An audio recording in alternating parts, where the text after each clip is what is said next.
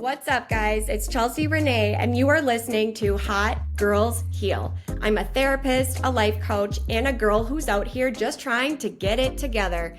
Every Thursday, I'll bring you unfiltered conversations on mental health, relationships, and insightful deep dives with amazing guests. I promise to be vulnerable, sharing my journey to help you feel less alone with yours. The truth is, guys, healing is not always linear. It's about getting real, doing the work, and laughing at ourselves along the way. Let's get after it. Hi, guys, and welcome back to Hot Girls Heal. I hope you are all having an amazing week. It is Sunday today, and I am thrown off because normally I record on Fridays, and I feel like every day I'm just kind of winging it and flying by the seat of my pants, but it's fine. I am so excited for today's episode, though, because I am joined by one of my very best friends, Shae Kemppainen. So Shaylin and I met working through our school district. We started as high school counselors together, and then she transitioned to a different role, and we just hit it off right away, which we'll kind of get into that. But we are going to talk today about our experience joining a blended family. And so I'm sure are going to have so much to chat about. And Shae is just a beautiful person inside and out. And I've learned so much from her throughout the years. And I could not be more thrilled that you have joined the podcast. So Shae, welcome to Hot Girls Heal. Oh, how exciting. Hello, I am Shae. And like Chelsea said, she was actually one of my very first friends when I got my job here in our school district. I'm actually not from here. And so I got to meet her, and we went through a lot of life transitions. That's definitely for sure. It's amazing to watch you grow and to build this. So I'm super happy that you invited me. Before, when you reached out and you were like, I'd love for you to be on the podcast, I was like, great. I love coffee and a chit chat, but you better give me a topic because I'm not going to know what to talk about. So I am a stepmom. It feels weird even saying that because for some reason, stepmom just has like a negative connotation to it. I grew up with split family. I had a stepmom, stepdad, both amazing individuals, but there were some hardships with that too. And so growing up, I made a list. You know how we all make lists of the kind of things we want in a significant other. And I remember I was like, absolutely not. I am not going to date somebody that has children from a previous marriage or a baby mama. I want none of that drama business. And I remember Chelsea and you were going through some life transitions, and I had recently just broken up with somebody. And I remember a bunch of us work girls went out to dinner. We got wings, and you were like, hey, what would be your best match? Like, what are you looking for? And I was like, anyone without a kid and a full beard and some big muscle, like bring it on. So I was like, just a nice guy with a beard. So we went to a volleyball game because Chelsea had to play, and I was watching her, and all of a sudden I saw this man who is now my husband, and we all sat together, and after Chelsea was playing, she goes, oh my gosh, why didn't I think of it? Gary, this is Shae. Shae, this is Gary. I don't want to say that I am known to be a phenomenal matchmaker, but I have matched many couples. Yeah. And this was definitely a match made in heaven. I still can't believe all of this transpired. And basically, the rest is history for you and Gary. Yeah, it did. It happened. And so I was like, okay, let's just see how this works. And it worked out great. We were married in less than a year. I remember that it took a few months for me to meet Grant, and I actually really appreciated that because Gary wanted to make sure that we were serious before he would introduce another nurturing figure to his son. So I'm really glad we did it that way. And he was 6 years old when I met him, and now we're 5 years later down the road, and he's going to be 11 in a week and a half. And so he actually, with our families combined, Grantman has 7 siblings. Oh my gosh. I was going to ask you because I feel like this story is so funny. By the way, guys, Grant is the sweetest boy in the world. He's like, if you could construct a dream child, a dream stepson, Grant is it. He's just so precious, so kind. But yeah, he went from 0 to 200 miles an hour. Tell us a little bit about that whole experience. Yes. So my husband was previously married and then they did end up getting a divorce. They did have Grant before they got their divorce. He was one at the time that they split. And then they both met their current significant others. And right away, I knew that I always wanted a big family. And so Gary and I decided right away, like we chose not to go on a honeymoon. We got married in the backyard. It was right during COVID because we wanted to start having babies. And so we became pregnant with my 2.5-year-old Abraham. And right after Abe was born, Anne's mom actually got pregnant with twins. And her significant other, he had 3 children from his previous marriage. So we're blended families all over. And right 9 months after Abe, because they're 18 months apart, I have Sulo, who is my 1-year-old now. So Grant went from being the only child and 2 separate households to now having 2 separate households with 7 siblings. And it can be a scary transition. I remember Gary and I were like, okay, how are we going to have these conversations with Grant to get him ready, to get him prepared? He took it like a champ. I mean, he is honestly, I mean, I am biased, but he is the best. He is so adaptable. He is such a nurturer. He's such a helper. He just really, really has bonded with the littles, especially. And he really takes on that role as big brother, and it's awesome. And he'll rant and rave about having 7 siblings. Well, I have 7 siblings. Yes, you do. And so it's been pretty great. You know, when you think it's going to be a scary transition, he took it on and he did it well.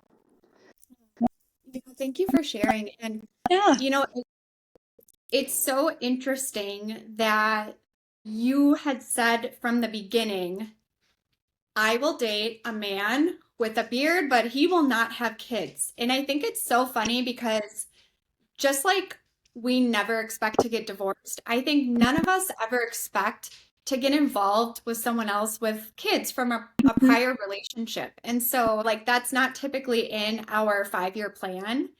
And that transition alone of starting to date someone with kids can be really scary. And then falling in love with that individual and knowing that you are making the conscious choice to enter this blended family. Plus, what were the most challenging aspects of entering a blended family? Yeah. So I'm going to start by saying there's a quote that I do a lot of self-help books, like you had stated before. I also love those. And there's a quote from Brene Brown, and it was like, a stepmom is not made, she is built. And Oh, I think that is so powerful because I look at you knowing who you are as a person and knowing who I am. We may have never thought that we would be with somebody who has, like, when I say baggage, I'm not saying like that is bad. We don't think about that. We don't think about taking on those roles, but we are built for it. I mean, when you think about it, look at what you do now. You're a therapist. I'm a counselor at several different levels within the school system, and we just take on naturally those nurturing roles. It's who we are. And I think based on our personalities, it's really what God wanted. I'm a religious person, so that's what I'm going to say. Like, you may not have thought it, but now when I look back at it, I'm like, it makes sense. Why wouldn't I? Why wouldn't I be a stepmom? Why wouldn't I be a bonus mom? I love love. I love families, and this is just how it happened. So I wanted to bring that quote up because it's hard sometimes. It is really challenging. And I think it's challenging because in your last podcast, you talked about control and how it's correlated with fear, right? I listen to your podcasts. Yes, I do. you're the Okay. best. Love Yeah. you. The thing is when you are that additional nurturing female in a child's life, you can bend over backwards for that child, but you will still never be in control. Like, you will still never be full authority because it's not our place. And granted, like, each individual, each blended family has their own opinions and beliefs. For me, though, like, I like to be in control, schedules, doctor's appointments, anything that you name. And I'm not. I don't have Right. that control because he's not with us all the time. And Right. so I think that's really scary. And I also think another thing that's scary is those realistic expectations. Are they realistic? I mean, you had talked about just accepting who you are as a mom and accepting who I am as a mom. And I'm not sitting here like, I read all these things and I watch all these things and I want to be this perfect mom, or I want to do all the things that maybe he experiences at his house.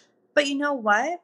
We don't do the same things, and that's okay. And I it's that fear of, is he going to think less of me if I don't do the same things that he does at his mom's house?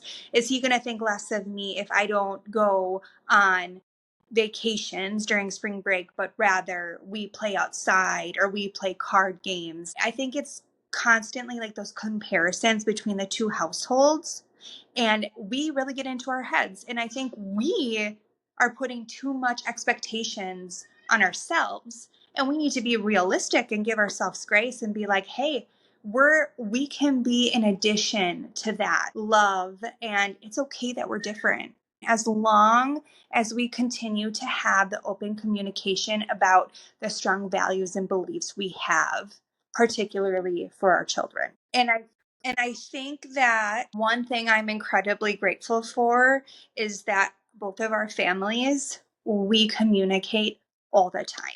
I am so incredibly thankful to be a part of this giant family of Grant and his 7 siblings, of his mom and his stepdad, of his nana, his papa. We come together for Grant. That And is incredible. yeah, and you can see, and I know that not everyone has the same experience. And that's why I really wanted to talk about this, because it is truly amazing to know what it could be like when there's no drama, when there's no ill will. We do most of everything together. Birthdays together, we celebrated first communion together. And I remember a family member had mentioned, this is just so wonderful that we could all come together and to do this for Grant. And it's like, yeah, why wouldn't we be able to come together? He's our child collectively. And I that really stuck with me, is like the open communication. We're here to help. We're just an add-on for him. He has this giant family. And is it perfect all the time? No, absolutely not. But communication, that's all it takes, in my opinion. And if anything yucky happens, we never discuss it in front of him. Adult things are adult things. Children things are children things. And I can say that because we have come together, you can just see the trust. You can see the connection that he feels. It is just growing stronger and stronger as he gets older and older, because we are modeling what it's like to be one family unit. Grant is lucky to have you guys. And that, Shae, really speaks to your character and his mom's character, because essentially what you guys are doing is you are taking the ego out of the relationships. You could feel some type of animosity because that's your husband's ex-wife. She could feel a certain type of way about the new wife. Mm-hmm. And both of you collectively set that aside to put the best interest for Grant. And not to say that the both of you have never had feelings Mm-hmm. or insecurities or, quite honestly, frustrations with one another and the family unit, because we're human. But the fact that you were able to set that aside, and again, I go back to the word ego, because it's not about us. It's about what's best for the child. And I'm so grateful that you bring that perspective to this podcast, because I think there's a lot of families that want to get there, but they're just not quite sure how and what those necessary steps look like. Um, my experience is very different from your experience in many ways. So when I came into the picture, my husband's daughters were older. Taylor was 16 and Isabel was 14. And Yep. now Taylor is 21 and Isabel is 19. Very different dynamic of when I came into the picture and what that looked like. And unfortunately, our experience hasn't been as cohesive with blending those two families together. However, I understand that each family is wired differently, and I try to do my best to respect where the other side is at. And maybe one day we can get there. And I hope we can. But at the end of the day, yeah, at the end of the day, it's about the kids and or in my instance, the young adults, right? And I think that's a perfect way to say it. And like you had said, I also think age has a lot to do with it. And Mm, so when I had come into my family, Grant Man was 6 years old. When right. you had joined into your blended family, the girls were older. So you have years of learned behavior and patterns. Whereas I was still like, I just only had a little bit and I came in and we're really in that molding stage of the values, the core beliefs that we want to instill in our children. And for your family, those might have been already instilled. And so I think it's important to know that you're giving it your all. And I mean, I know who you are. I've seen the things that you've done. And sometimes all we can do is we can do our best and just know that, again, it's for the children and that if it's not going well, why? What is the root of that and how can we do the work? Because a lot of it is insecurities within ourselves. I remember, joining like when Gary and I were getting married. In my head, I was like, well, how do you know that you want to marry me if you were married before? Or, like all these things would come up that were just irrational. Like, granted, they were valid at that time, but now it's like, what was I doing? Like, no, that doesn't sound right. So is it normal to have some irrational beliefs or fears? Yes, it's a very scary thing to be a part of a blended family. Absolutely. But I think digging in and really, really becoming mature with loving and trusting your partner.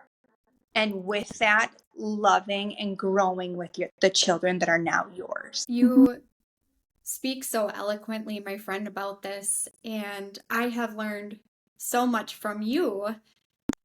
Kind of backtracking a little bit, it's really cool to witness the growth that we've both experienced in our friendship because we have really, like you mentioned prior, gone through these stages together. When I first met you, I was fresh out of my marriage. I was going through that stage where I was like, I'm single, guys. Hi. And you were dating someone at the time who wasn't, quite the right fit for you, not making the best choices. And we were going through the whole single girl dating stage together. And I'm just so proud of how we have grown and matured because I think back to those days and you and I were hurting so much. You and I were healing so much. And what makes me so proud is that we both, that if we wouldn't have done the work ourselves and figured out what makes me happy and who am I and what do I deserve.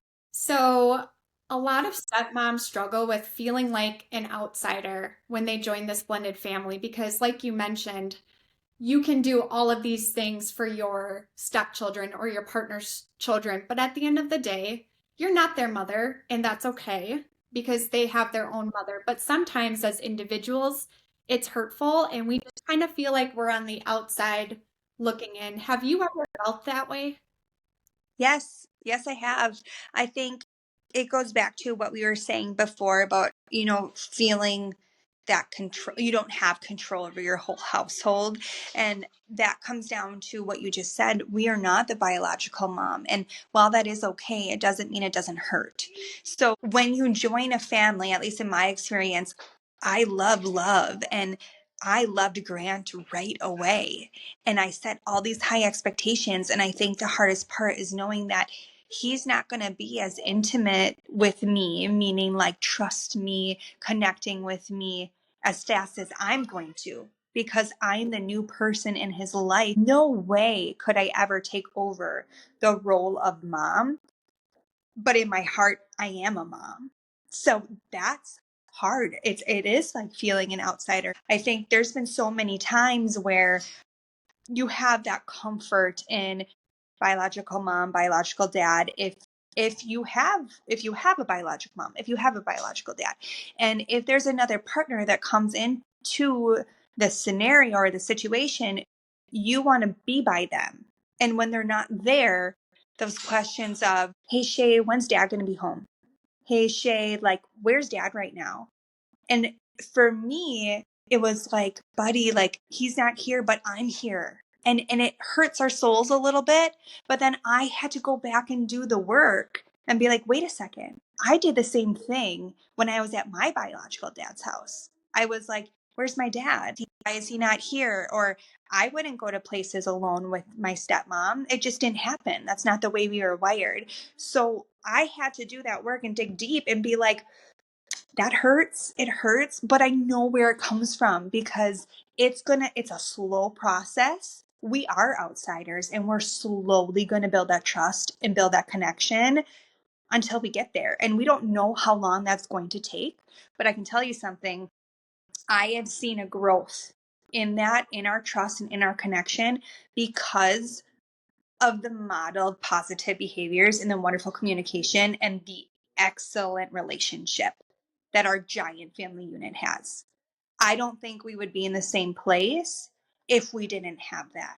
I mean, I could go have coffee with his mom. We could go to events together. And so I've been a part of being an outsider. I still feel it at times, but again, you have to go back and do the work. I have to go back and do the work and be like, I understand where this is coming from. And I'm going to come back with connection and understanding rather than internalizing and having like ill negative thought monsters. Like those aren't going to help the situation at all. So you are not alone if that has ever happened, if you ever feel like an outsider, but just know it's not you. It just takes the time. And I think that is such a powerful point is it's not you. And I've had to be cognizant of that throughout the years. If there's been certain situations where my feelings were hurt, I've had to constantly remind myself, this isn't about you. Yeah. You can't necessarily fix what wasn't always together to begin with. I don't want to say broken, but I can't come in and completely expect everything to mold together in a perfect fashion. And if there is any sort of animosity or conflict, I've had to remind myself, really, this isn't about me. It's more about what I represent, right?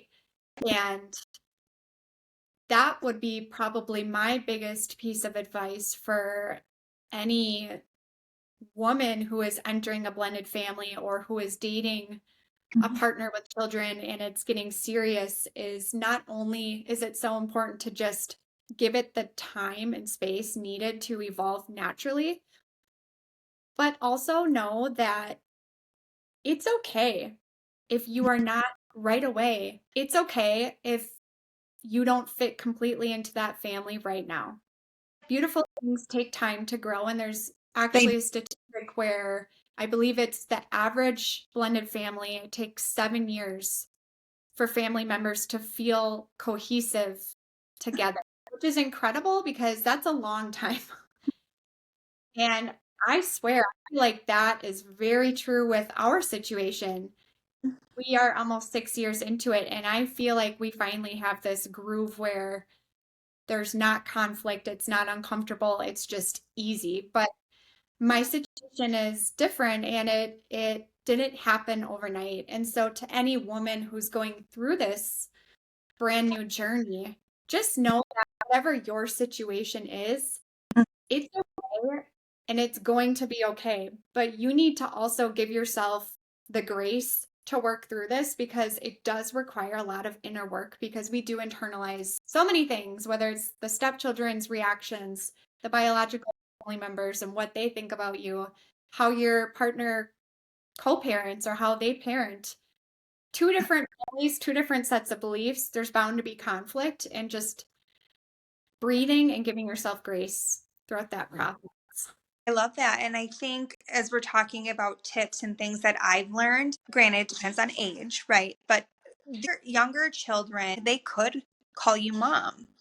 When they're older, maybe not. And when they're older, like teens, definitely not, right? My advice would be like, just have an open conversation and be like, call me whatever you want to call me, as long as it's appropriate, right? But call me whatever you want to call me. I would never ever make him call me mom. Now, does it melt my heart if he slips up and calls me mom? Yes, it does. Okay, but Shae works because I'm an addition to his life. Um, Also, I think this is really hard, and I've had to grow on this a little bit. I've had to do the work. Stay out of the friend zone. How often? Because I know I don't have that authority. My authority is not the same as Gary's being biological dad, right? So then here I'm coming in with connection, not correction. But with that connection comes the what do you want to do today? What's fun? Like, how can I be the fun person? We can do that. I may not be the authority in the household, but openly we have communicated about rules, about boundaries, about values, about beliefs, and I'm still going to enforce them. So I will still redirect when I need to because they are talked about common rules, common beliefs, but I'm not the authority. And I Right. think really important because the more of a friendship you have, the less respect you'll have. And I think with discipline, not so much consequences. I mean, that's more of Gary's side, but I think that communicates love when you hold your children to expectations because it shows Grant like I'm aware of the rules we've talked about. We care about you. We want you to grow from this and we love you so much. So, yes, I'm going to call you out on this and we're going to work on it. I think that's important. And then the last one, don't ill talk the other parent. And Absolutely. if something like that needs to happen where you need to talk it out, do it with your partner, not in front of the child. And I'm Absolutely. It's like, so harmful to them, it no matter is what age you are. exactly, it is so harmful. Anyone is like a sponge. Nonetheless, they are going to be hyper fixated on the fact of I am protecting my biological parent. So if they hear someone talk negatively about one of their biological parents, ultimately they end up internalizing those ill feelings and they're like, what's wrong with me? What did I do where my parents can't get along with one another? Was it my fault? And I deal with it a lot with my job at work, and it got to a point where I had to say, look, at one point in your life you guys did have enough respect and care for each other as adults that you chose to have a child. Right. That child is yours together. So, Right. regardless if you enjoy each other's presence now, or if you're hurt from an action that the other person did, or if it didn't work out, what may have you, remember that child is a product of you, and your love for that child has to be more than the ill feelings you have for one another. And I think that, I mean, that's the biggest one. Get along or be civil because your child needs you. Your child needs this family. And I think that's really the biggest tip that I would say that I practice and that I think would help a lot of other people in our community. Absolutely. Oh my gosh. Absolutely. I'm almost lost for words because I too have seen that impact working with different families and just the trauma that a child can have from parent alienation and growing up confused and not knowing exactly what is true and why does one parent not like the other parent. Yeah. I will say that I can't imagine, like, I put myself in the position of if I were the biological parent. I can't imagine how hard that must be letting another figure in, right? Ab- That would tear my heart. in half. And so I have so much empathy for the biological parents because especially in the beginning when their ex partner starts, dating or whatever with the new partner or the new bonus mom figure, I should say. I'm sure that is such a scary experience and it's extremely anxiety provoking. And again, your personal ego, how can you not let that step in the way even just for a second because it's the new person and they are in your child's life. And so I have empathy for the biological parent because I can't imagine how hard that must be at first. And I hope that individuals can reach a point where they can put their children's needs first over their own feelings and reactions. Of course, every situation is different and every co-parenting relationship, there's stuff no matter what, right? There's good, there's bad. We don't know everyone's situation. But again, I think it's just putting that child first. And so, And for those individuals that are listening and you do have a wonderful relationship, just remember how amazing, like, you're being such a positive role model and your kids are soaking in every ounce of love that you have created. Um, and for those of you that might need to do some work, we all had to. So no judgment, but how can we grow from that? okay, so you don't have to answer this if you're not comfortable. Can you think of a time where maybe you did not handle yourself very well? And what did you learn from that experience? I'm going to be like, you're going to think, wow, really? But there hasn't really been, I mean, Grant's mom and I communicate very effectively. We have a wonderful relationship, and Gary and his ex-wife, they communicate very, like, they communicate. Gary could use some help with his communication. Don't tell him I said that. Oh, But Gary, if you're listening to the Hot Girl Peel pod, sorry about it, man. I may, I overstepped. I definitely overstepped. So Grandman is in a lot of the extracurriculars. Lot. Like, we're talking taekwondo, play practice, running club.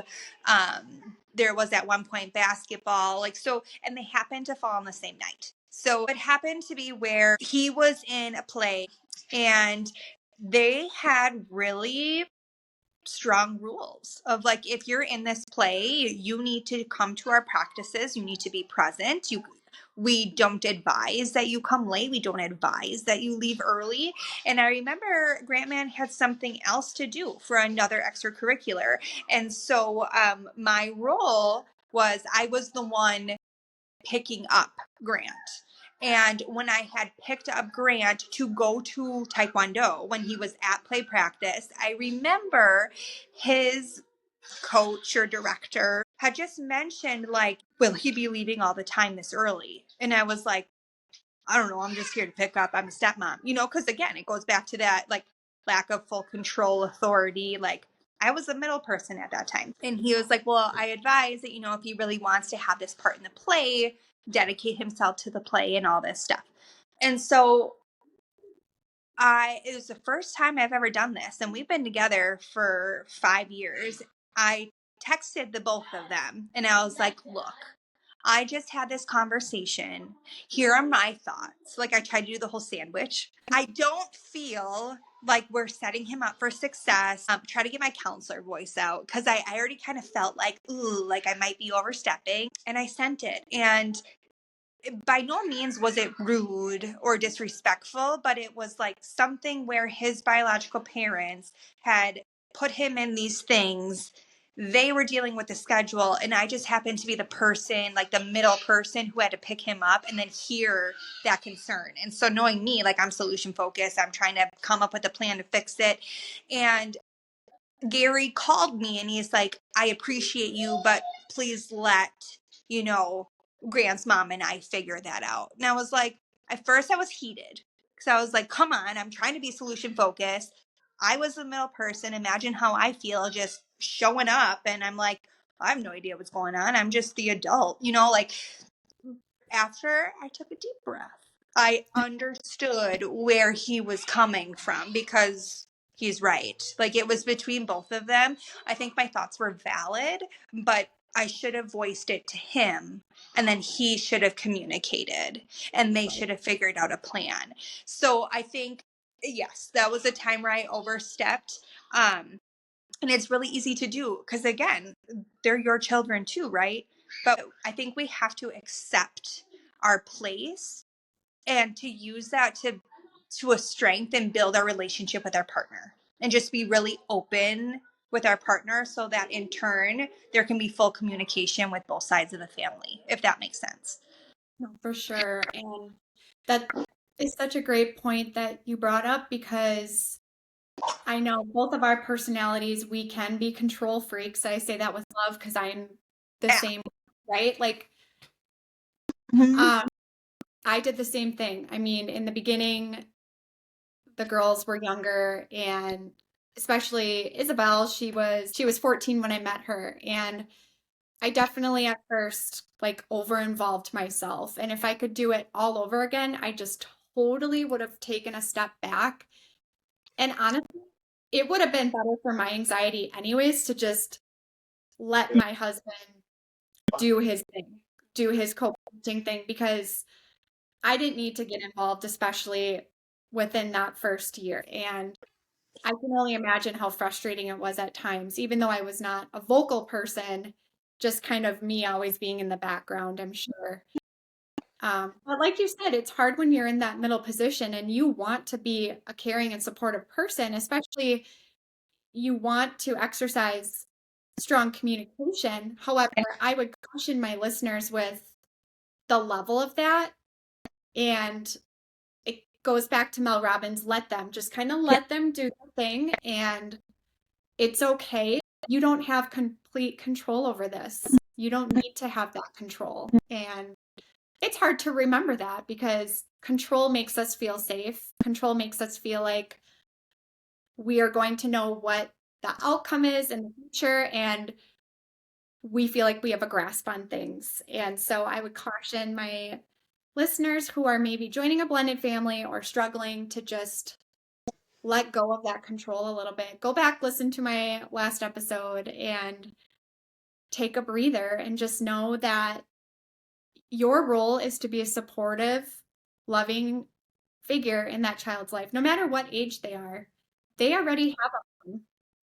Well, as we close out here today, Shae, I just want to thank you so much for coming on the pod. And I have two closing questions for you, and they might kind of tie together, but Yeah.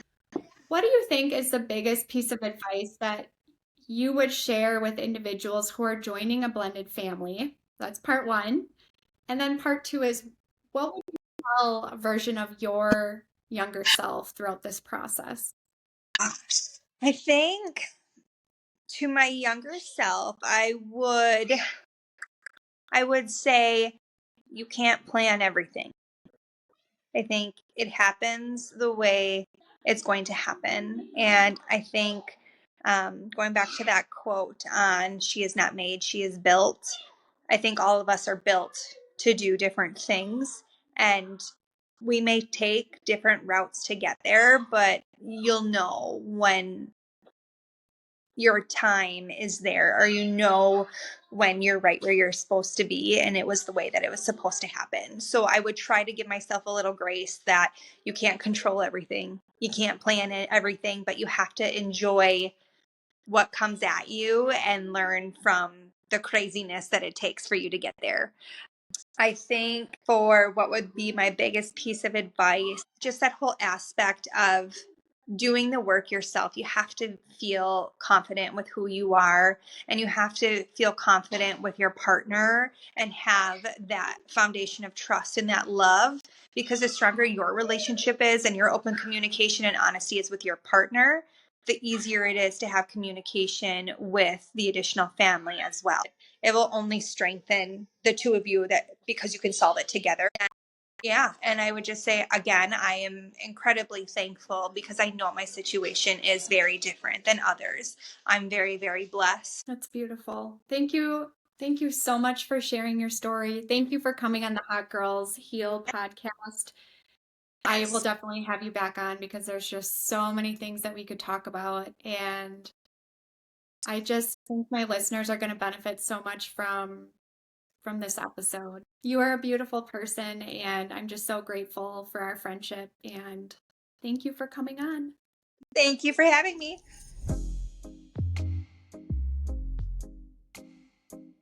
Thank you guys so much for tuning into today's episode of Hot Girls Heal. Please remember to rate and review the show and to share it with a friend to help us grow. Follow the show on Instagram and TikTok at Hot Girls Heal Pod. If you're interested in being coached by me, head to chelsearenee.com. Thank you again for the support, and can't wait to chat with you all next week.